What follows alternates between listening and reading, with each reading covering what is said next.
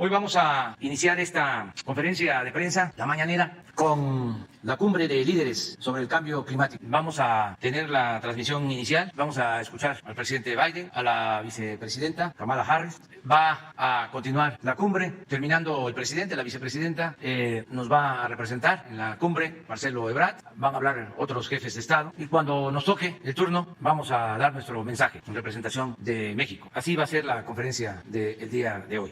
Terminando las intervenciones, vamos a darle continuidad a la conferencia en los mismos términos, con el mismo formato, con la misma metodología que se aplica. Y vamos a exponer como tema del día de hoy lo del acuerdo que se alcanzó con las empresas que recibieron los contratos de 8 reclusorios durante el gobierno de Felipe Calderón, cuando era el señor García Luna, secretario de Seguridad Pública. 8 contratos onerosos que significaban pagar 16,000 millones de pesos al año a las empresas que recibieron las concesiones para administrar estos 8 reclusorios. Ya se llegó a un acuerdo, van a haber ahorros importantes, considerables, y eso se va a explicar al pueblo de México cuando terminemos de escuchar las intervenciones del presidente Biden y de la vicepresidenta Harris. Vamos a estar pendientes, falta un minuto, les platico que me fue bien después de la vacuna, muy poca reacción el día que me vacuné, antier, por la mañana, por la tarde. Muy bien, y hasta ahora muy bien. Vamos a ver ya lo de la cumbre. Bienvenidos a esta reunión cumbre de líderes sobre el clima. Gracias por estar aquí y por su liderazgo. He hablado con gran cantidad de ustedes sobre la crisis del clima. Hemos hablado de la falta de agua, también hemos hablado de la necesidad de construir resiliencia y también hemos hablado sobre la importancia de invertir en tecnología. Juntos, por supuesto, venimos de diferentes lugares, pero lo que sí compartimos es esta preocupación y las amenazas. Aquí en los Estados Unidos, las tormentas que nos azotan cada vez son peores. En mi estado de California cada vez tenemos incendios más feroces y ninguna nación, ninguna región es inmune, ya sea, por ejemplo, el oeste de Europa, cuando tendría olas de calor, y también se ponen en peligro las diferentes islas porque aumenta el nivel del mar y también va a poner en peligro la vida de las personas. En Centroamérica, cuando el año pasado hubo 2 huracanes que devastaron las comunidades, como una comunidad mundial es importante que nosotros actuemos rápidamente y juntos para poder enfrentar esta crisis. Y esto va a requerir innovación y también que colaboremos de forma a nivel mundial. Y va a requerir el uso de energías renovables y también nuevas tecnologías. Y también le va a dar a cada nación la oportunidad de construir comunidades mucho más saludables y economías mucho más sólidas. Aquí nosotros creemos que atacar el cambio climático y crear trabajos también puede suceder de forma simultánea y debemos reconocer la importancia de esto y la importancia del trabajo que hacemos. Las comunidades que son más azotadas por estos cambios climáticos son aquellos que también tienen diferencias de género y de desigualdad y también son afectados por la contaminación. Entonces, le insto a todos ustedes que se concentren en estas comunidades, incluyendo las comunidades indígenas y también que consideren sus experiencias en nuestros esfuerzos, en los trabajos a futuros. Sus líderes son críticos en esta lucha. Amigos, la salud de nuestras comunidades, de nuestros trabajadores y de la economía también depende de lo que nosotros hagamos hoy. Y nadie está más comprometido a lograr este objetivo mancomunado que el presidente Joe Biden. El presidente fue uno de los primeros integrantes del Congreso de los Estados Unidos que abordó este tema de cambio climático. Y en nuestro primer día en nuestro gobierno, él decidió volver a unirse al Acuerdo de París. Y el presidente recién comienza con sus actividades. Abordar este desafío lo vamos a hacer a través de la creación de trabajos limpios y es un gran honor para mí presentarle a ustedes el presidente de los Estados Unidos, Joe Biden. Gracias. Todos los colegas que están alrededor del mundo que están participando en esta reunión cumbre, muchas gracias. Yo sé que su liderazgo en este tema es una declaración a su pueblo y a todas las naciones, especialmente a nuestros jóvenes que estamos listos para enfrentar este desafío. Y enfrentar este desafío no es solamente preservar el planeta, sino también brindar un mejor clima y un futuro para todos. Y por eso cuando la gente habla de clima, lo primero que yo pienso son trabajos. Dentro de esta respuesta hay un extraordinario motor de generación de trabajos y oportunidades listos para arrancar. Y por eso yo he hecho una gran inversión sobre la infraestructura y la innovación en los Estados Unidos para aprovechar las oportunidades económicas que se den de cambio climático en nombre de nuestras comunidades y nuestros trabajadores, y aquellos que también a veces quedan fuera o están retrasados. Me gustaría entonces crear una infraestructura crítica para producir tecnología limpia, aquellos que podemos aprovechar hoy y las que van a ser creadas a futuro. Hablé con los expertos y veo el gran potencial para un futuro mucho más próspero y equitativo. Los indicios son inconfundibles, la ciencia es innegable. Entonces los costos de esta inacción aumentan cada vez más. Los Estados Unidos no está esperando. Estamos listos para tomar una acción, no solamente a nivel de gobierno federal, sino también ciudades y estados, empresas pequeñas, grandes corporaciones y los trabajadores de todas las esferas. Yo veo oportunidades para crear trabajos con buenos sueldos, clase media, sindicalizados. Veo los trabajadores que tienden miles de kilómetros de líneas de transmisión para una red mucho más limpia. Y también los trabajadores que están sellando los pozos de petróleo y de gas y cerrando las minas de carbón que van a ser recuperadas para poner entonces un fin a la fuga de metano y tener protección y tener comunidades mucho más limpias. Veo trabajadores que van a crear nuevos autos eléctricos y también aquellos que están colocando las estaciones de carga. Veo a los ingenieros que están realizando construcciones de plantas de captura de carbono, de hidrógeno limpio y también para forjar acero y cemento limpio. Veo también a los agricultores que están utilizando instrumentos de primera línea para que nuestras tierras cada vez produzcan más de forma innovadora. Y también estamos haciendo inversiones para que los Estados Unidos reduzcan las emisiones de gas de efecto invernadero a la mitad a fin de esta década. Esto es lo que estamos haciendo como nación, es lo que vamos a hacer, tomar acción y para construir una economía no solamente para que sea más próspera y más limpia y más sana, sino también para beneficiar el planeta. Todas estas medidas van a hacer que Estados Unidos sea el camino de una economía con emisión cero para el año 2050. La verdad es que nosotros representamos menos del 15% de las emisiones. Ningún país puede resolver la crisis de manera individual. Todos, especialmente aquellos que representan las grandes economías, tienen que ponerse a remangarse y empezar a trabajar. Tenemos que tomar acciones, no solamente en diferentes inversiones en energías limpias para crear entonces buenos trabajos para el futuro y que nuestras economías sean más competitivas. Entonces, corramos esta carrera, hagamos para que sea un futuro más sustentable, para poder superar las existencias de esta crisis. Entonces, no solamente esto es importante, sino que la ciencia nos está diciendo que esta década es una década clave. Esta es la década en que tenemos que tomar decisiones para poder evitar las graves consecuencias del cambio climático. Tenemos que lograr que la temperatura no aumente más de 1,5 grados Celsius, o sea, 2,5 grados Fahrenheit, para poder entonces evitar los intensos incendios, las inundaciones, las olas de calor. Esto está destrozando nuestras comunidades, las vidas. Entonces, esto es grave para nuestra salud pública. Esta realidad es innegable y tenemos entonces que tomar acción todos nosotros. Esta reunión cumbre es nuestro primer paso a esta ruta que embarcamos para la reunión de Glasgow en noviembre, en la reunión del cambio climático de Naciones Unidas, para que nuestro mundo esté en el camino de un futuro próspero, seguro y sustentable. La salud depende de nuestro bienestar depende de esto. La fuerza de nuestra economía también depende de esto. Los países que toman decisiones ahora, entonces van a tener un buen futuro y van a tener los beneficios económicos. Estamos aquí en esta reunión cumbre para hablar de qué es lo que cada uno de nosotros puede hacer y cuáles son las ambiciones de cada país para entonces poder crear trabajo con buenos sueldos, para crear tecnología y para ayudar a los países vulnerables a que se adapten a estos cambios. Tenemos que movernos rápido en este desafío. Entonces, las decisiones que tomemos hoy antes de Glasgow van a asegurarnos un futuro brillante. Tenemos que tomar ahora las decisiones necesarias. Entonces, vamos a estar aquí lo que tenemos que hacer es crear trabajos de manera real y de manera metafórica también. Y eso puede ser subjetivo también. Esta es una obligación moral, es una obligación económica. Y tenemos que ver cuáles son las posibilidades extraordinarias. Nos queda poco tiempo, pero yo creo que lo podemos hacer y creo que sí lo vamos a hacer. Muchísimas gracias por participar en esta cumbre y muchas gracias a todas las comunidades por los compromisos que han hecho. Dios les bendiga a todos y quiero entonces ver cuál es el progreso que podemos hacer hoy y a futuro. Pero tenemos que hacerlo. Muy bien, continuamos y cuando nos toque nuestro turno vamos a intervenir. Se va a tratar, les decía, ahora en esta mañanera, el tema de los reclusorios y nos va a exponer este asunto Rosa Isela Rodríguez, secretaria de Seguridad Pública. Adelante, Rosa. Con su permiso, señor presidente, muy buenos días a todas y todos, al compañero José Ángel Ávila, él es el director general, el comisionado de los penales federales, a los representantes de los medios de comunicación, buenos días, a todos los que nos ven por las redes sociales, muy buenos días. El pasado 13 de enero, por instrucciones del presidente de México, el licenciado Andrés Manuel López Obrador, presentamos ante ustedes información relativa a los 8 contratos de prestación de servicios que se firmaron en la administración de Felipe Calderón, siendo en la época del señor García Luna, que se hizo esta firma con particulares para la construcción y operación del mismo número de penales, de 8 penales. Destacar que en algunas de las cláusulas de los contratos establecen que la operación y la seguridad están a cargo del Gobierno de México y las empresas o desarrolladoras solo están obligadas a brindar condiciones materiales, tecnológicas y algunos servicios auxiliares. Hay que decir que al recordar algunas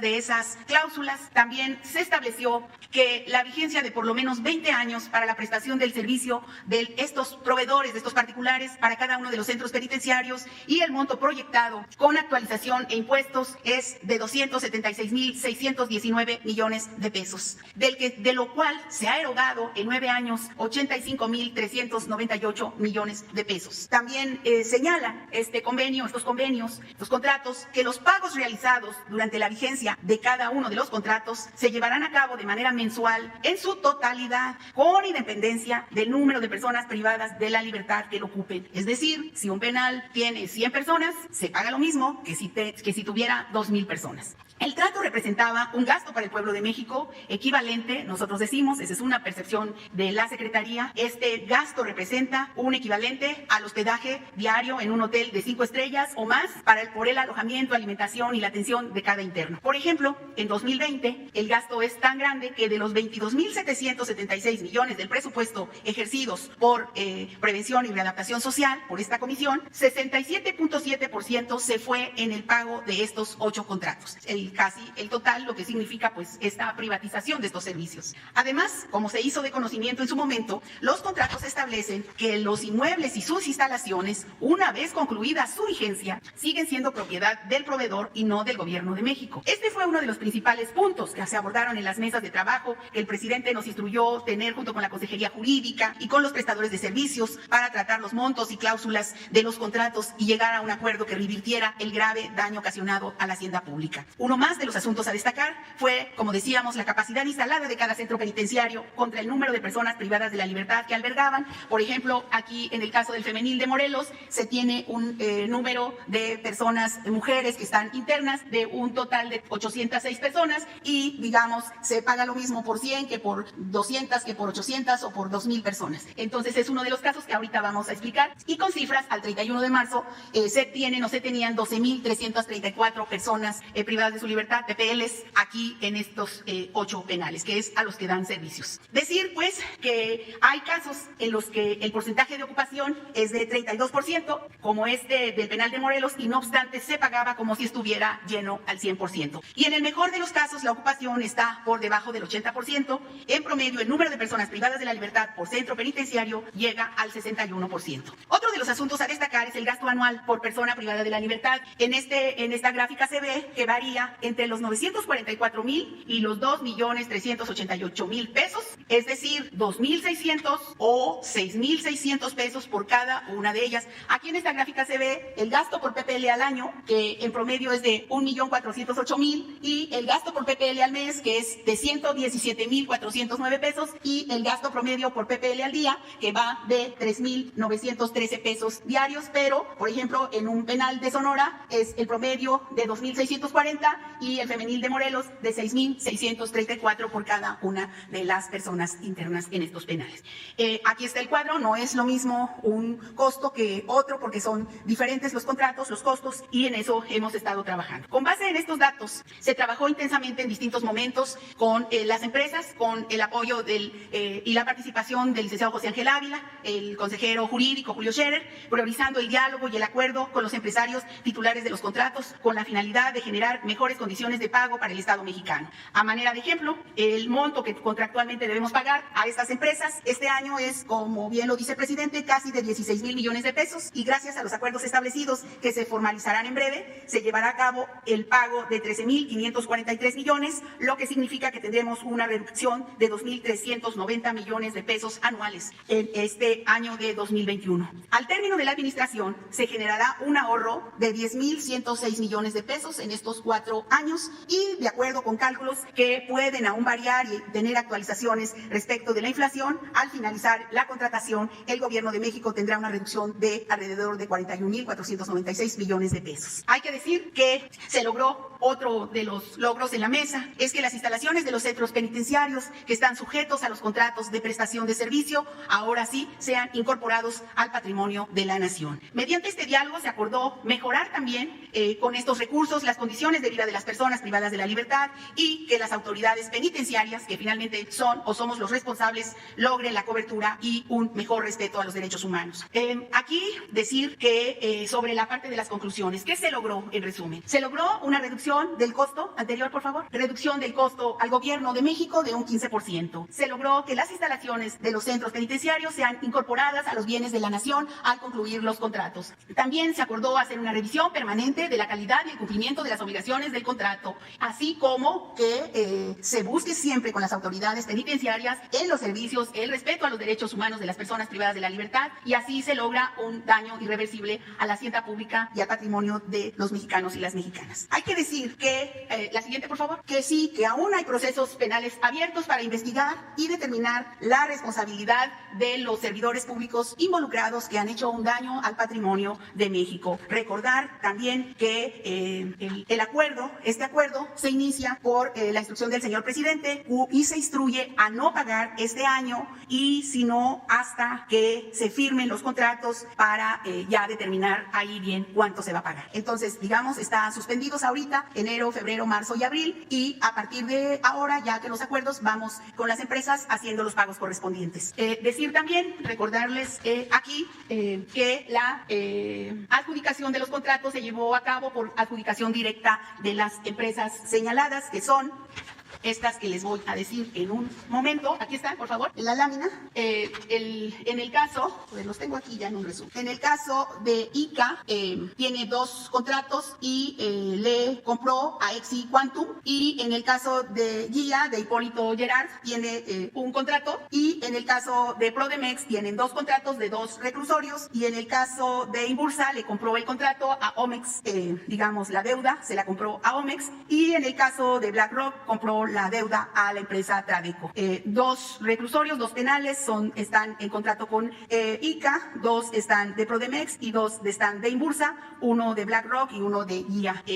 Finalmente, señalar, señor presidente, que este es un ejemplo de que cuando se sigue la filosofía de su gobierno de combatir la corrupción, se generan ahorros importantes a la hacienda pública que podrán ser destinados para beneficio de la nación. Y decir que seguiremos trabajando bajo esa directriz para que los bienes de la nación sigan estando en manos del pueblo y se eliminen los actos de corrupción donde medien recursos públicos. Sí, esto sería, y estamos pues preparados para alguna pregunta. Muchas gracias. Bueno, es un buen acuerdo, una buena noticia. Para resumir o reiterar, se firmaron estos contratos muy leoninos, es decir, muy favorables para las empresas y muy malos para la hacienda pública, para el pueblo. No hubieron licitaciones, fueron adjudicaciones directas, es decir, se entregaron los contratos para 8 reclusorios y con el compromiso de pagar año con año por la administración de los reclusorios en un tiempo de 20 años. Además de que el pago era excesivo, entre otras cosas se tenía que pagar, habiendo o no habiendo prisioneros, reclusos, había que pagar el 100%. Además de eso, al finalizar el contrato en 20 años, las instalaciones seguían siendo de las empresas particulares. Esto es un claro ejemplo de lo que significaban las privatizaciones y hasta dónde se llegó, porque no fueron nada más los bancos, las minas, las grandes empresas de la nación, las tierras, sino se privatizaron hasta los reclusorios. Todo era hacer negocio al amparo del poder público, mediante el influyentismo y con el control absoluto del gobierno. Se tenía tomado al gobierno, se tenía secuestrado al gobierno. El gobierno estaba convertido en un comité al servicio de unos cuantos. Este acuerdo significa que no vamos nosotros a deshacer contratos, a incumplir con contratos de otros tiempos, que lo que buscamos es quitarles a esos contratos las aristas más nocivas para la hacienda pública y que logremos ahorros. Se habló con los empresarios y han aceptado una disminución del 15%. Esto representa que nos vamos a ahorrar alrededor de 2.300, 2.500 millones de pesos por año. En los 4 años que nos quedan, si así lo decide el pueblo y el creador y la naturaleza, vamos a ahorrar más de 10.000 millones de pesos. ¿A qué equivale ahorrar estos 10.000 millones de pesos? A que se puedan financiar todos los cuarteles que necesitamos de la Guardia Nacional. A ver si no hay un cuartel de la Guardia Nacional, de los que están haciendo los ingenieros militares. Un cuartel de la Guardia Nacional significa una inversión, cuesta alrededor de 25 millones de pesos. Bien hechos, de calidad, porque se hacen con profesionalismo y no hay corrupción. 25 millones de pesos. Ya llevamos más de 160 cuarteles terminados. Lo que vamos a ahorrar este año por no pagar lo que estaba escrito en los contratos de los reclusorios va a significar poder financiar casi 100 cuarteles. Y en los 4 años pues nos va a alcanzar como para cerca de 400 cuarteles de la Guardia Nacional. Miren, a ver si hay otras fotos. Esto cuesta 25 millones. Claro, hecho por los ingenieros militares. Si se hiciera con el sistema de corrupción anterior, eso lo cobrarían en 100 millones y no lo terminarían. Un cuartel de esto se construye en 6 meses. Estamos hablando de 1 hectárea, 10.000 metros cuadrados. Tiene barda, tiene sistemas de seguridad, de vigilancia, desde luego dormitorios, comedor, salas de entrenamiento, hasta una cancha, un espacio público, jardines. Entonces, esto es lo que se logró con este acuerdo. Hace 2 días recuperamos 216 millones de dólares. Ahora estamos recuperando un poco más, estamos recuperando como 500 millones de dólares. Lo que comentó aquí Rosa Isela es muy importante. Cuando no hay corrupción, el presupuesto rinde, alcanza. También es conveniente subrayar de que cuando se terminen los contratos, ya las instalaciones pasan a dominio público. Aclaro que este es un acuerdo de carácter administrativo. En lo judicial, el proceso continúa, sobre todo para que los involucrados en la entrega de estos contratos expliquen, aclaren por qué se dieron estos contratos en estas condiciones, qué los llevó a decidir que se llevaran a cabo estos contratos. Saben que hasta ahora se están ocupando los reclusorios, porque cuando llegamos teníamos una ocupación del 30%, pero había que pagar el 100%, como si estuviesen llenos. Y ahora ya tenemos un promedio del 61%. O sea, tenemos ahí espacio, vamos a que cárceles que están completamente llenas, donde hay hacinamiento, puedan desahogarse, liberar espacios por condiciones también inhumanas en que están muchos reclusos. Entonces se van a llenar por completo los reclusorios. Miren, este es, a ver, regresa a la anterior, este es un cuartel de la Guardia, 25 millones. O sea que nos va a alcanzar para cerca de 400 cuarteles de la Guardia Nacional, lo que se recuperó. Muy bien, entonces vamos a preguntas. Adelante. Y luego ustedes dos, luego 2 compañeras, allá, 2 mujeres. Presidente, muy buenos días, Miguel Velázquez. La compañera que quedó pendiente. Presidente, muy buenos días, Miguel Velázquez del periódico Publimetro. Rápidamente, presidente, ¿qué compromisos va a hacer el gobierno de México en la cumbre climática que ya está en este momento? ¿Qué compromisos concretos va a realizar su gobierno, presidente? Bueno, en un momento más, cuando nos corresponda, aquí vamos a dar a conocer la propuesta del gobierno de México. ¿Sí te parece? ¿Alguna cifra en cuanto a la reducción de gases de efecto invernadero? No voy a adelantar nada hasta que nos toque el turno. Presidente, y sobre este tema rápidamente, ¿existen algunas otras dependencias en donde se están investigando contratos similares como los que se dan a conocer hoy? Sí, en todas. Hospitales, en concesiones de carreteras, autopistas, desde luego en los contratos que se dieron en la industria eléctrica, en Pemex, en todo. Entonces es lograr recuperar lo más que se pueda. La política es, a ver, si hay un juicio penal, un proceso penal, se afectó a la hacienda pública, lo primero es repara el daño, regresa lo que injustamente obtuviste, ilegalmente obtuviste, por soborno, por influyentismo, por moches, como haya sido. Ahora sí que como diría el clásico, haya sido como haya sido. Devuelve y el Ministerio Público y el juez se hace cargo de tu asunto. Pero devuelve, porque habían casos antes donde se acusaba de corrupción, se pasaban un tiempo en la cárcel y se les devolvía todo. Hay un caso muy famoso, que ahí se los dejo de tarea, ustedes que son milones profesionales. Sí, buenos días, señor presidente. Demián Duarte del canal Sonora Power de YouTube. Aprovechando la presencia de la secretaria de Seguridad Pública y derivado del análisis de los números que presenta ayer en su informe nacional de seguridad, me llamaron la atención 2 detalles, ¿no? Que tienen que ver con el recrudecimiento, a mi juicio, de la violencia durante el mes de marzo. Uno en particular es el incremento muy notorio del número de feminicidios, que saltaron hasta 96 en ese mes, es un aumento de 35% respecto al mes de febrero. Un dato que ya habitábamos, pues que estaba aplanándose la curva, por ponerlo en términos técnicos. Y en el otro caso también hay poco más de 300 homicidios adicionales respecto a lo que es el mes de febrero. Yo sé que la secretaria hizo un comparativo respecto al trimestre del año anterior, sin embargo, respecto al mes inmediato anterior, sí los datos aparecen como preocupantes. Preguntar si se tiene alguna razón de este recrudecimiento de los índices de violencia, secretaria. Y bueno, usted sabe, yo vengo de Sonora, muy en particular, llama la atención el caso de Cajeme, ¿no? Es una ciudad muy pequeña, Cajeme, en el sur de mi estado, que tiene más homicidios que una zona urbana como Guadalajara, por ejemplo, ¿no? Entonces, preguntar, bueno, ¿qué se está haciendo en ese sentido para tratar de aplacar esta situación que sí, obviamente, pues nos preocupa de nueva cuenta? Y tengo otro tema, señor presidente. Sí, en el primer caso, respecto a la primera pregunta, todos los días trabajamos no solamente el Gabinete de Seguridad Nacional, sino todas las mesas de paz, que son 32 estatales, encabezadas por los gobernadores, y también las mesas regionales, que son 266 y que se instalan aproximadamente 200 de lunes a viernes diariamente. Las otras 66 confluyen en las 200, en tanto se instalan estas que faltan. Decirles que todos los días, a lo largo y a lo ancho del territorio nacional, en cada una de las zonas, se llevan a cabo gabinetes de seguridad en donde se analiza la conflictiva de la zona y se investiga y se atiende por parte de toda la coordinación de ese territorio. ¿Quiénes están de responsables? Las autoridades federales y las autoridades locales, cada una en el ámbito de su competencia en los delitos del fuero común y del fuero federal. ¿Qué le diría en resumen? Que se aplican las estrategias no solamente de presencia de las Fuerzas Armadas, sino también el trabajo de inteligencia y de investigación que corresponde a las fiscalías estatales en todo el país. Es decir, que no puedo decir absolutamente que ninguno de los casos se dejen de atender. Ahora, sí, efectivamente, hay más atención en aquellas zonas, en los municipios que nosotros le llamamos prioritarios, porque les damos más atención, más prioridad a esos municipios en donde hay más incremento sobre el tipo de violencia homicida en general o feminicida en particular. En primer lugar, sobre las cuestiones de los 15 municipios, decirles que la estrategia camina en el caso de 10 de los municipios ha tenido decrementos, como lo informamos ayer. Y en el caso de 5, aún nos falta trabajar más, poner otras estrategias, quizá aumentar más presencia. Veremos cada caso en particular. Y efectivamente, por lo que menciona del caso de Cajeme específicamente, está dentro de los 15 municipios prioritarios. Y si en estos días el señor presidente nos permite, podemos decirles ya cómo se está trabajando, digamos, ya en las colonias y también con el trabajo de ver las causas sociales. Estamos trabajando con la Secretaría de Bienestar y con otras secretarías también para hacer no solamente la parte de la investigación y de la procuración de justicia y todo lo que tenemos que hacer para prevenir los crímenes, sino también ver las causas con los programas sociales. Y estamos viendo que da resultados. Entonces, no en algunas zonas como quisiéramos que fuera inmediatamente, pero sí la apuesta es correcta. Sí a la paz y no a la guerra. Y vamos a ir avanzando. Muchas gracias. Señor presidente, hay un par de hechos notorios que han ocurrido en el ámbito legislativo en estos días. Uno muy importante, pues usted impulsó y se comprometió con la reforma a las leyes, porque es un conjunto de 8 leyes, al final de cuentas, que regulan este tema del outsourcing. Y de hecho, mi reconocimiento y felicidades por el logro, me parece que es muy importante para el tema de la justicia laboral. Sin embargo, en este aspecto hay un detalle sobre el que quiero llamar su atención. Derivado de la mesa de negociación que se estableció aquí en Palacio, hay un tema en donde los patrones plantearon la perspectiva de que se topara en 3 meses el tema del reparto de utilidades.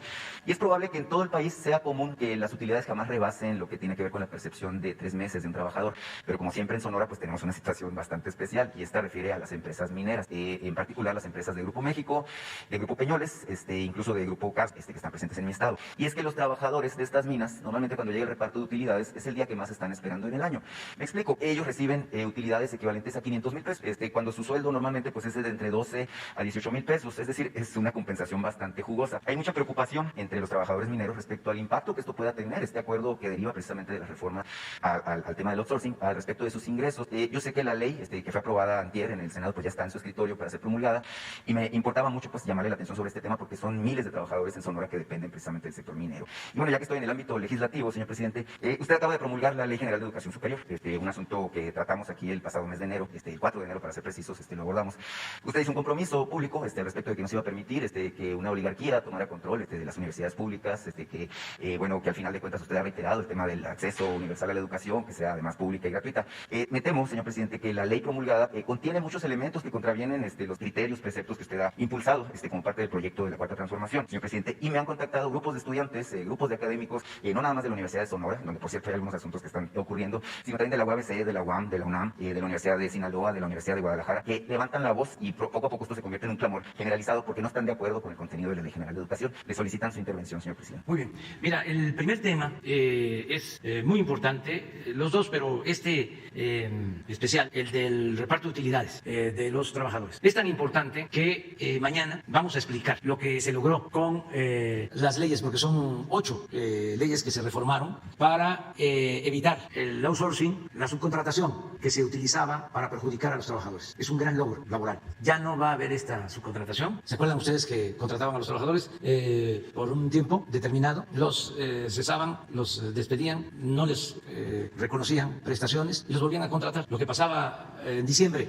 de que para no pagar aguinaldos, de repente se perdían 300 hasta 400,000 empleos formales de los inscritos en el Seguro Social, porque establecieron ese mecanismo injusto de la subcontratación. Esto durante el periodo neoliberal. Y eso se está resolviendo con estas modificaciones legales. Fue un compromiso que hicimos y ya con esta nueva reforma se termina la subcontratación. Fue un acuerdo al que llegamos con representantes del sector obrero y con representantes del sector empresarial. Fue muy importante este acuerdo. Nos llevó 6 meses de diálogo, de debate, para lograr consensos. Por eso todas estas reformas se aprobaron con mayoría de votos en el Congreso, casi por unanimidad. Y ya nada más corresponde al Ejecutivo publicarlas para que empiecen a entrar en vigor. Los empresarios también plantearon de que era necesario ya resolver sobre lo del reparto de utilidades, que estaba ambiguo.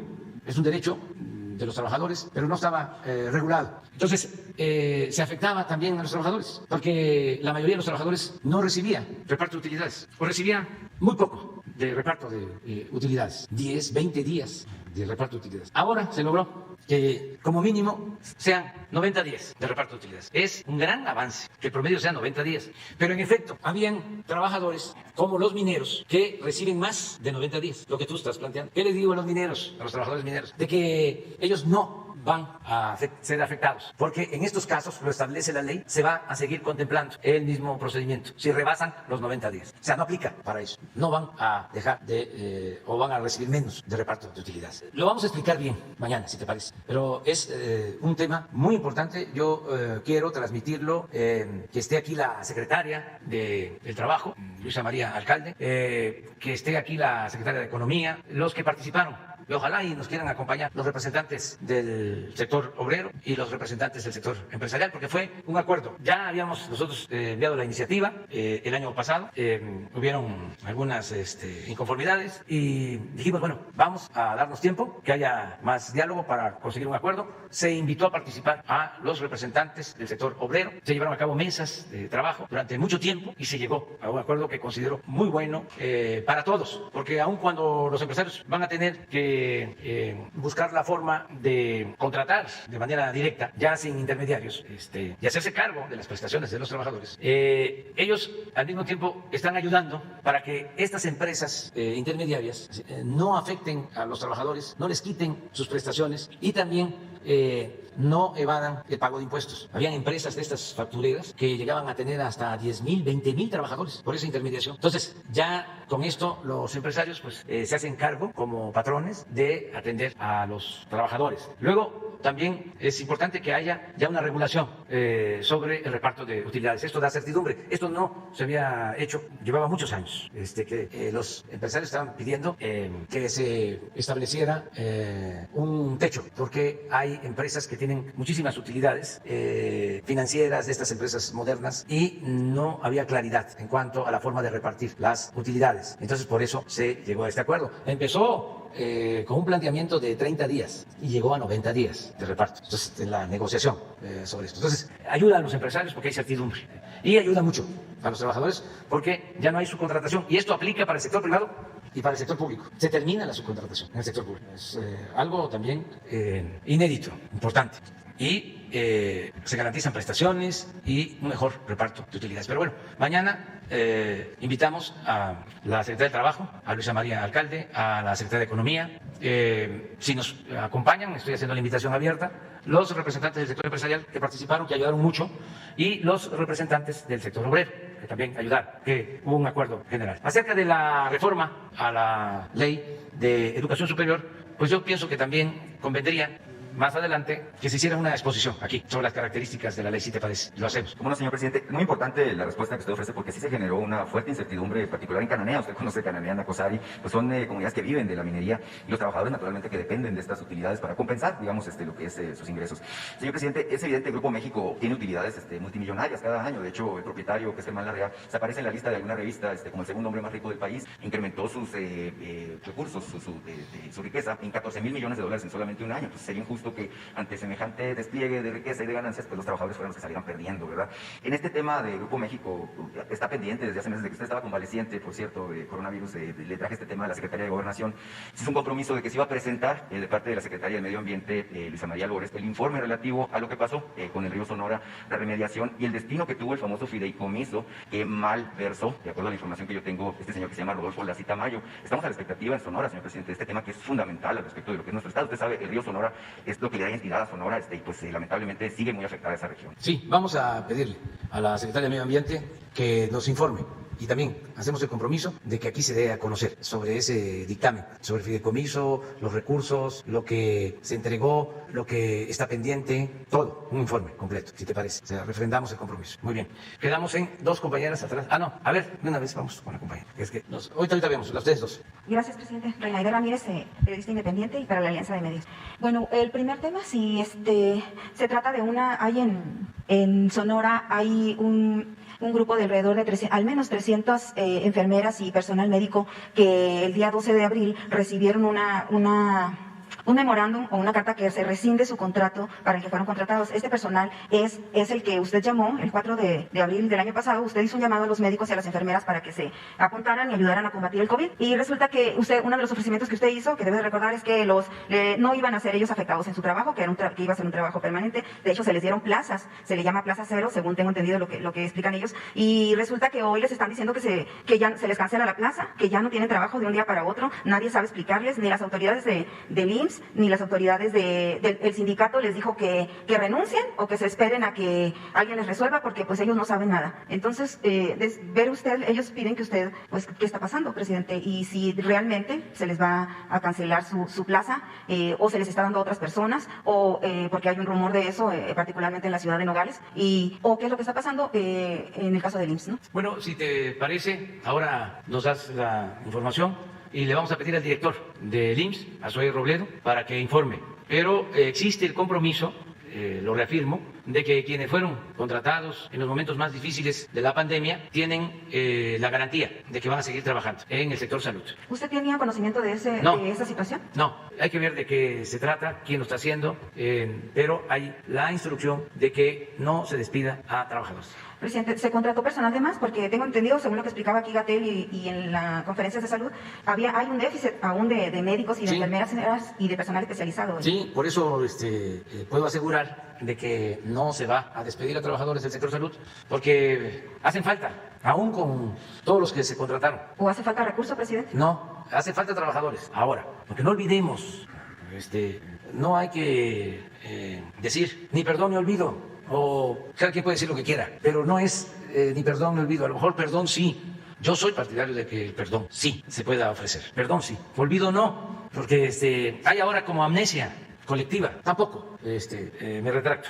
Es amnesia en la élite del poder, en el llamado círculo rojo, no en el pueblo. Pero no quieren recordar de que abandonaron la educación durante el periodo neoliberal y que no tenemos por eso los médicos que necesitamos, ni los especialistas, porque durante todo el periodo neoliberal se dejó de invertir en educación, que impusieron los llamados exámenes de admisión para rechazar a los que querían ingresar a las escuelas universitarias, a las escuelas de medicina, facultades de medicina, y a los que querían hacer especialización. Por eso no tenemos los médicos ni los especialistas. Esa es otra herencia nefasta del periodo neoliberal. Me comentaba el doctor Schwartz, hay 25 especialistas en atención de cáncer de niños, especialistas en cirugía para atender a niños con cáncer. 25 en el país. Sí, es una infamia. Entonces, lo que tú planteas de que son trabajadores de la salud y que ya los están despidiendo, pues no, porque los necesitamos. Les quitaron el Aún servicio. pasando la pandemia, vamos a necesitar de enfermeras, de médicos, de trabajadores de la salud, porque hemos hecho el compromiso de garantizar atención médica y medicamentos gratuitos para todos, porque no todos los mexicanos tienen seguridad social. La mitad de los mexicanos no tienen seguridad social, no están inscritos en el seguro, en el ISSSTE o en cualquier otra institución. La mitad de los Algunos de mexicanos. ellos les dieron contratos de 2, 3 días, hasta 10 días a la quincena, y pues 3 días a la quincena, presidente, pues no es como que puedan vivir de eso. Además, en el caso del sindicato, preguntarle si hay alguna... Me están diciendo, a ver, explícame lo que te comentaron.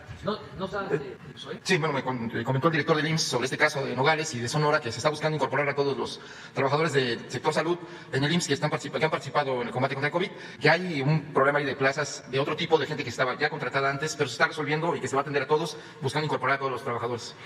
Presidente, también hay temor de parte de los enfermeros, los médicos, hay personal hasta de limpieza que también fue despedido, que fue contratado para estas fechas, y ellos tienen temor porque dicen que, se arriesgaron para entrar al IMSS, a costa de, pues ellos creían que la muerte, porque, cubrir esta etapa, pues también representaba para ellos un riesgo muy alto, como representó para muchos médicos. Entonces ellos tienen miedo de que hacer público esta denuncia que está pasando en todo el estado. Son al menos 300 personas en todo el estado, Navojoa, incluso Nogales, Hermosillo. Hay gente de poblados muy pobres que estudiaron enfermería y que estaban esperando una oportunidad, y resulta que llegan a esto y les dice el sindicato, pues no sé si habrá ya una limpia en el sindicato, presidente, o qué relación tiene usted, su gobierno ahora con el sindicato, porque pues los amenazan, les dicen que casi los vetan, les dicen que no van a poder entrar a ninguna organización de salud si ellos emiten una queja. Entonces, pues no sé, pedirle a usted si les puede dar alguna confianza de que esto no va a pasar.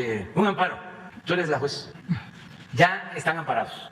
Ojalá y los jueces ampararan así a los ciudadanos, a los trabajadores, al pueblo, y no se dedicaran nada más a dar amparos a los machuchones.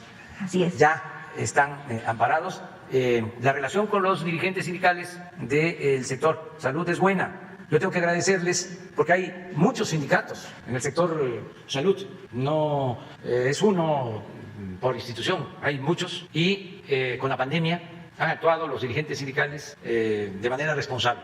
Tengo que agradecerles eso. En este caso no conozco el comportamiento de los dirigentes, pero los trabajadores van a estar protegidos. Presidente, a propósito de sindicatos, hay otro caso también con el Sindicato Nacional de la Secretaría de Salud.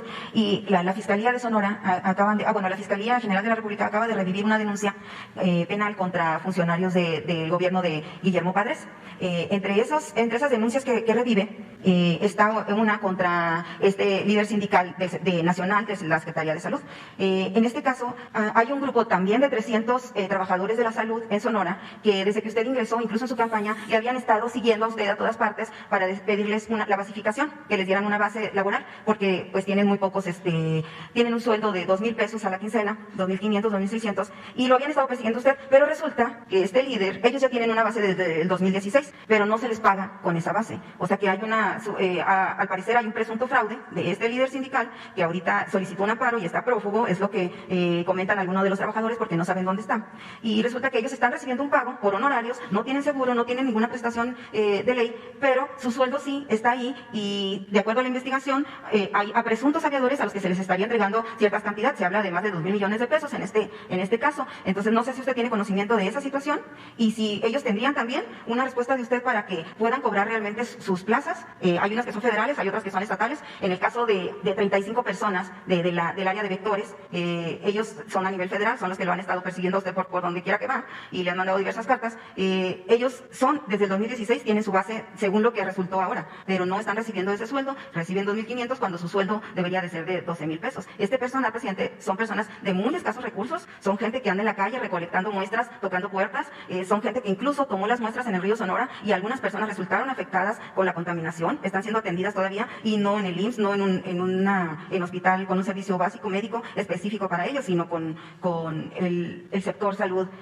pues que le dan a los que no tienen seguro, ¿verdad? Sí, vamos a ver de qué se trata con Juan Ferrer, que es el del INSABI, él lo va a atender, otro caso que tiene que ver también con la salud. Si son alrededor de 300 te ofrecemos personas de todo el estado, sí, pero los vectores, a los trabajadores a través tuyo. Los vectores son 35 en Hermosillo, sí. Son los que ellos sí tienen ya supuestamente, ¿no? Pero no tienen la plaza, pero no se las hacen efectivas. Pues no sabían ellos, hasta ahora que surgió esto del líder que anda solicitando amparos, alguien les pasó el documento donde dicen que ellos están enlistados, ahí ya pasan ellos el código de ellos es M03025, donde se les indica que sí tienen su plaza, pero no están recibiendo y ni siquiera lo sabían ellos. Entonces, ¿quién se estaba llevando ese recurso? Federal, por supuesto. Vamos a investigarlo y se va a atender. Sí, ya después le pregunto en otra ocasión de que cómo resolvió este asunto, presidente. Gracias. Y en un tercer tema, aprovechando que está la secretaria de Seguridad Pública, ayer en el informe que daba, presidente, mencionaba el general Bucio de la Guardia Nacional que en un mes aseguraron o desmantelaron o descubrieron 12 laboratorios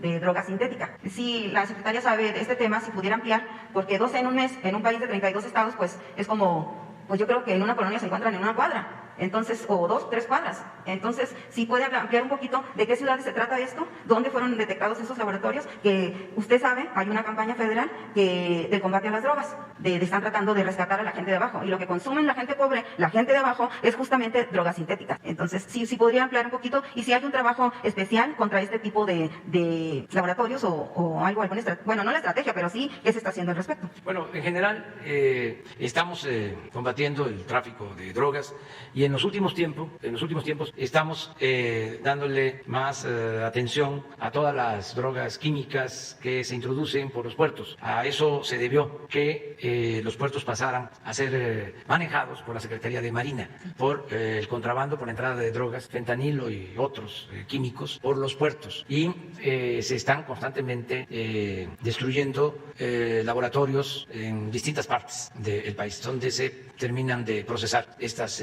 drogas. Ya se ha informado sobre los decomisos, cada vez son más, van creciendo los decomisos de estas drogas químicas.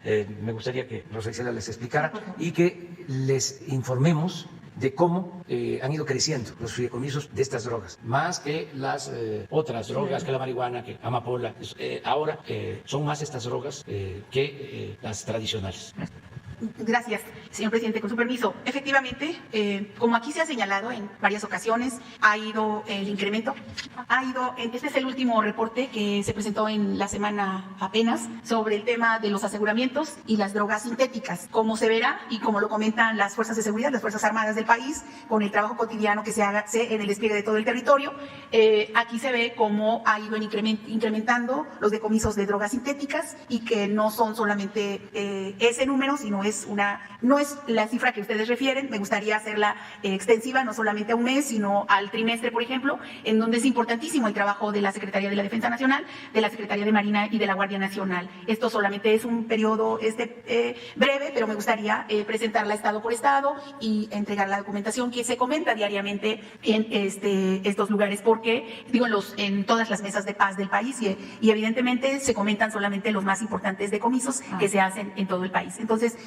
yo comprometerme más bien a darles una lista de los más importantes decomisos que aquí ha presentado muy bien el general secretario Luis Crescencio Sandoval, así como el secretario de Marina, y también lo resumen todo, se divide el informe para que se presente esto, pero me gustaría detallarlo. Ese 12, entonces ¿sí corresponde a un mes o...? Yo quisiera decirles uno por uno. Por favor, que me permitan, si es 12, si es un mes, si es una semana, porque evidentemente que aquí están como los más importantes laboratorios que se decomisan. Entonces, ¿de qué estados son esos? Yo no los conozco hoy de memoria, pero por eso me comprometo a darle uno por uno de los decomisos, en dónde fue, en qué entidad, etcétera, como no aparece hoy esta información. Y secretaria, pero diariamente en el Gabinete de Seguridad se habla de los decomisos que se hacen en todas las entidades, en algunas entidades más, pero a lo largo y a lo ancho del país, y también por mar, no solamente por tierra. ¿Hay alguna estrategia en el caso de combatir a los que distribuyen droga en las colonias, que es donde mayor consumo hay de personas y donde más se afectan las clases, la gente de escasos recursos? Sí existe y se hace en conjunto con las entidades y con las autoridades estatales. Claro que sí. También se puede informar entidad por entidad quiénes son aquellas entidades que hacen más operativos contra el narcomenudeo. Claro que sí. Contra el narcomenudeo. Y sobre la Guardia Nacional, secretaria, ya que está usted ahí, ha habido diferentes hechos donde se ha visto involucrada la Guardia Nacional. Yo ya comentaba uno aquí de la detención de un indígena mixteco que fue encarcelado y que todavía está en problemas porque la Fiscalía de Sonora ya está armando un caso para poderle quitar el vehículo cuando ellos ya han mostrado que son 2 carros y no se encuentra al presunto dueño del vehículo que supuestamente se robó. Entonces, ese punto le toca a Sonora, pero en el caso particular de la Guardia Nacional, que ha intervenido en ese tipo de situaciones, y ha habido, mencionaban por aquí también, que hubo un Guardia Nacional que también golpeó a su esposa. Entonces, se han visto involucrados en diversos hechos así, cotidianos y en agresiones a los ciudadanos. ¿Qué se está haciendo ahí? Si ha habido algunas sanciones y si también hay se les está llamando o se les está capacitando, ¿de qué manera se les ha capacitado a ellos para que tengan un trato, no de militares, con la gente? Sí, lo que informa el general Rodríguez Bucio es una información muy precisa de la pregunta que usted hace el día de hoy. En primer lugar, efectivamente, la Guardia Nacional está en constante capacitación de todos los elementos, tienen que acudir permanentemente a todo tipo de cursos en diversas materias, dado que es una institución muy joven. Está cumpliendo alrededor de 2 años con un esfuerzo extraordinario del gobierno de México, del presidente Andrés Manuel López Obrador, para la creación de esta gran fuerza. Y decir que en ella han participado con la aprobación de todas las fuerzas políticas en el país. Y decir también que independientemente de la capacitación que se haga, la filosofía que están teniendo para la atención a la población es muy buena, es de excelencia. Sobre los casos que usted menciona, los recuerdo bien, los tengo presentes. Hemos sido informados en el caso del indígena que usted asegura que es indígena. El fiscal nos ha dicho que no se trata de una persona indígena. Sin embargo, nosotros lo que pedimos en primer lugar es que ante una puesta a disposición que se haga al Ministerio Público, la Fiscalía y el juez tiene la potestad de dejar libre o no a la persona si no hay una comprobación del asunto. Voy al punto. En el caso precisamente que usted menciona, hubo un auto robado. A la persona la encontraron en posición de un auto robado. Ahora bien, no conozco si la investigación no fui hasta allá para saber si la persona que estaba en posesión del auto robado había hecho el delito de robo de vehículo o solamente había hecho una compra de un vehículo robado. Ese es el delito por el que se le acusa, pero le puedo decir que a raíz de que usted habló aquí, nosotros intervenimos ante la Fiscalía Estatal y ese mismo día fue puesto en libertad la persona, pero no ha concluido el proceso. La persona sigue con su proceso en libertad por el delito que se le imputa. En segundo lugar, efectivamente que hay sucesos con elementos de una guardia de una institución tan grande como son 100,000 elementos, pero un suceso o dos no deben empañar el trabajo que cotidianamente hacen mujeres y hombres que se enfrentan a diversos hechos en el país, que vigilan, que haya seguridad en el país y por lo tanto, pues decirle finalmente que va a ocurrir, van a seguir ocurriendo hechos, eso es inevitable a una institución de este tipo,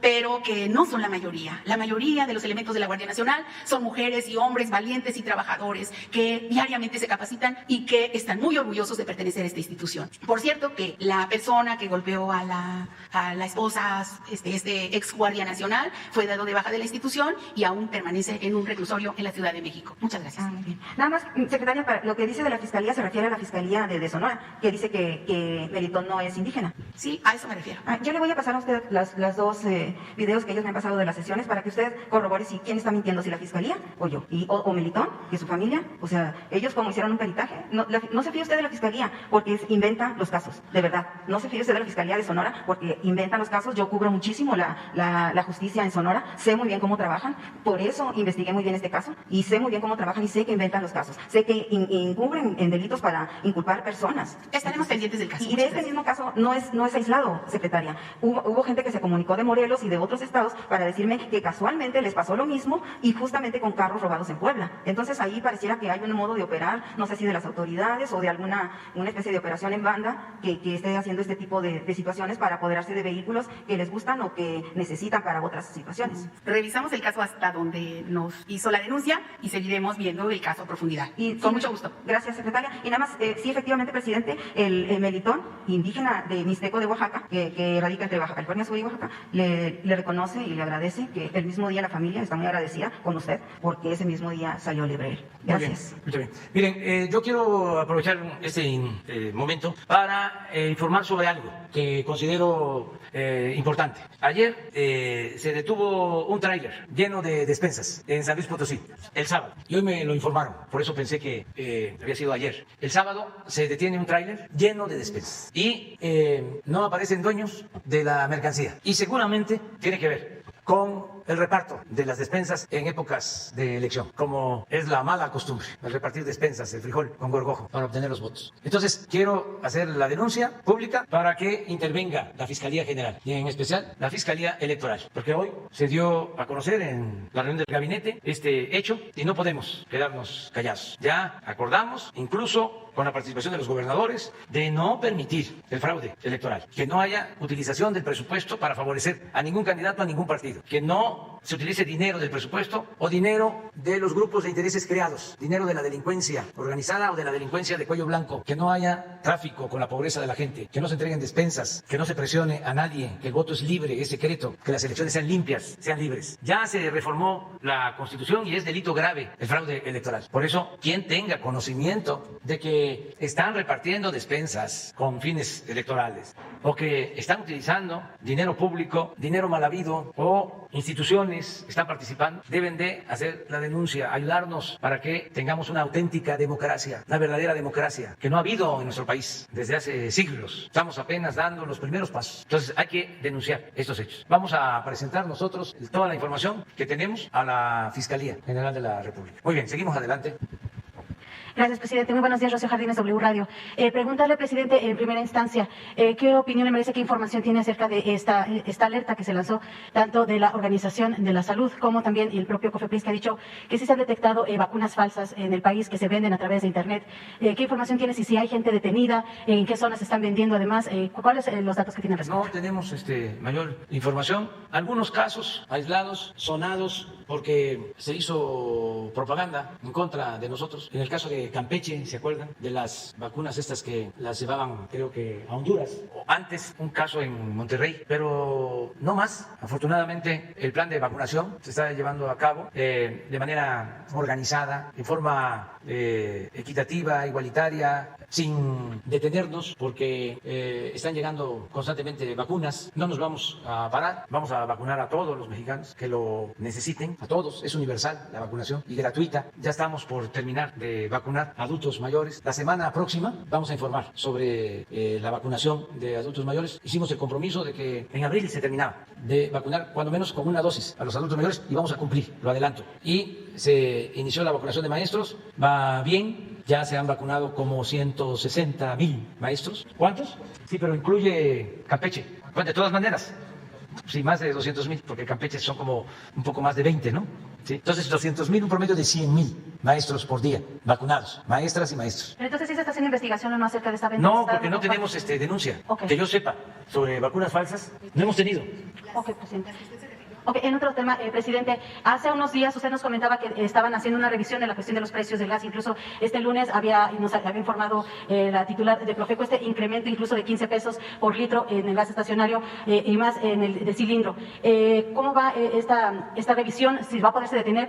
Incluso también pues se ha detectado en algunas zonas del país esta venta, no sé si sea ilegal, de algunas empresas que pues piden como si fuera el agua, rellenar el tanque, ¿no? ¿Qué sabe al respecto? Y también pues se ha marcado ya una inflación del 6.5 en esta primera quincena de abril, el más alto desde diciembre de 2017, dice el INEGI. Sí, tenemos detenido el incremento en los precios de las gasolinas, del diésel, de la luz, y donde hemos tenido problemas para cumplir el compromiso de que no aumenten el precio de los combustibles es en el gas, pero ya estamos buscando la manera de que se cumpla el compromiso, como lo estamos haciendo con las gasolinas, y que no aumente. El lunes que se informa sobre quién es quién en los precios de los combustibles, se va a tratar sobre este tema. Acerca de la inflación, es un asunto transitorio, de acuerdo al informe que me han presentado. Podemos poner una gráfica de Carlos sobre inflación y vamos a ver de una vez una gráfica que tiene que ver con lo mismo sobre el comportamiento del peso, que es interesante, y si les parece vemos también una gráfica sobre el precio del petróleo crudo. Esas tres nos ayudan para saber cómo andamos, cómo vamos. Y mientras se busca la gráfica, por último, presidente, preguntarles en el tema de los penales. Pues dice que van a continuar las investigaciones. Hasta ahorita, ¿cuáles son los exfuncionarios que podrían relacionarse o que se están investigando? ¿Hasta qué grado se va a llegar al exsecretario de Seguridad?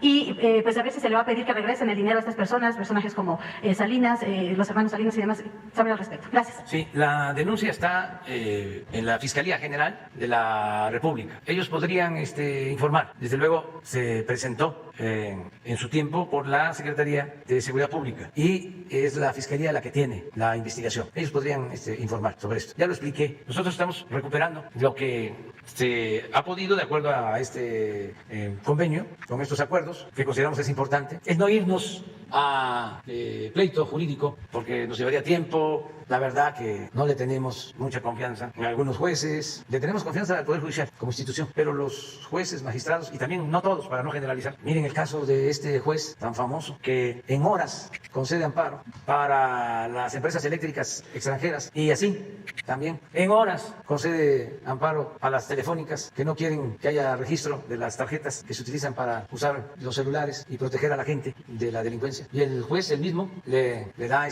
amparos. Entonces se logra un convenio con las empresas, es mejor. Además son ahorros. Tienen ya a ver, ese es el dato que tenemos, la inflación. Para que no se exagere la nota, lo mejor es informar. Así es el comportamiento de la inflación desde el 2001 hasta el 20. Entonces esto es lo nuestro, esto es marzo, se levantó, pero el informe es que va a bajar. Ahora les voy a dar un dato que no les va a gustar a los conservadores, porque uno no debe de enojarse. El del peso. Nunca en un inicio de gobierno, en los últimos tiempos, había estado el peso mexicano, nuestra moneda, como ahora. Siempre en los primeros 2 años, 5 meses de los gobiernos anteriores, devaluaciones. Ahora, aunque sea poquito, se ha apreciado nuestro peso. Y vean cómo están los otros países. Pero hay una que tiene que ver con los años. Si no, lo dejamos para mañana. Continuará. Miren, ya me va a tocar el turno de hablar. Les propongo que pueda yo ocupar mi lugar y que ustedes puedan estar aquí y van a poder enterarse de lo que voy a plantear, si les parece. O podemos... ¿Se puede hablar aquí? Ah, bueno. Ah, muy bien. No voy a tardar mucho porque quiero respetar los tiempos. A todos les están pidiendo que sean 3 minutos. Entonces hice un esfuerzo, un trabajo de síntesis para plantear lo básico cuando me corresponde. Entonces, faltan 8 minutos. Bueno, vamos a seguir. A ver. Tú primero, y luego la compañera. ¿Sí? Buenos días, presidente. Judith Sánchez Reyes, de Imagen del Golfo de Veracruz.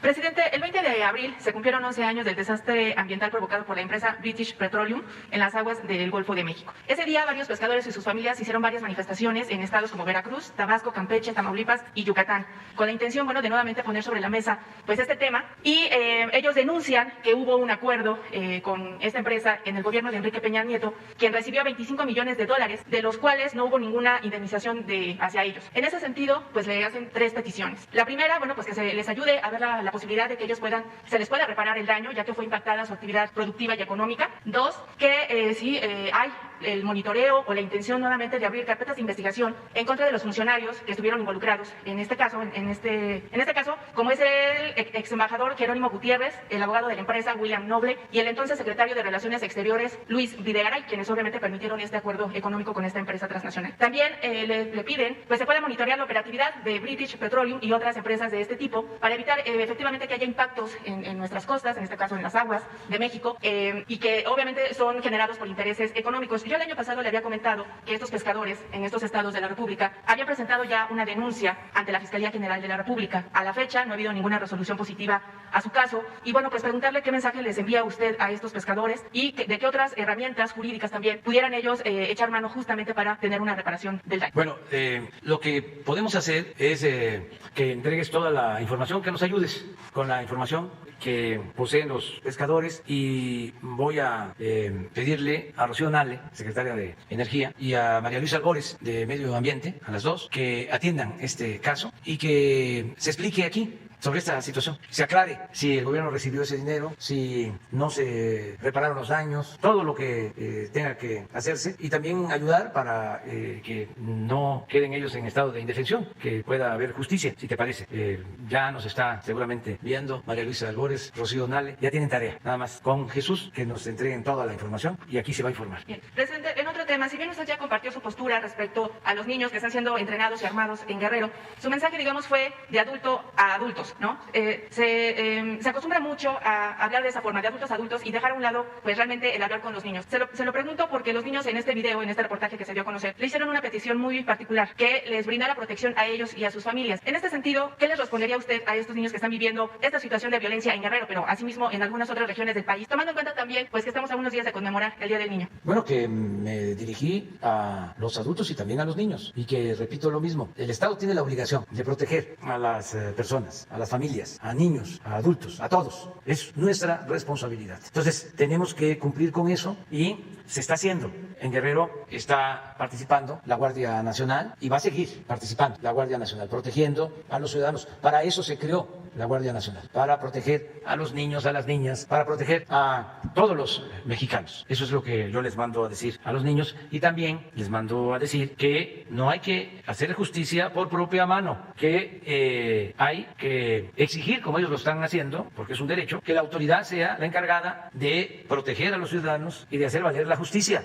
Pero no se puede responder a la violencia con violencia. No se debe de utilizar la violencia. No es buena la violencia. No se puede enfrentar el mal con el mal. El mal hay que enfrentarlo haciendo el bien. Desde hace siglos, eso es lo que les mando a decir a los niños de Guerrero. ¿Usted le sugeriría? Y de todo México, desde hace siglos, hay 2 formas de pensar. Una, de que se deben de contestar las agresiones. A eso se le ha llamado la ley del talión.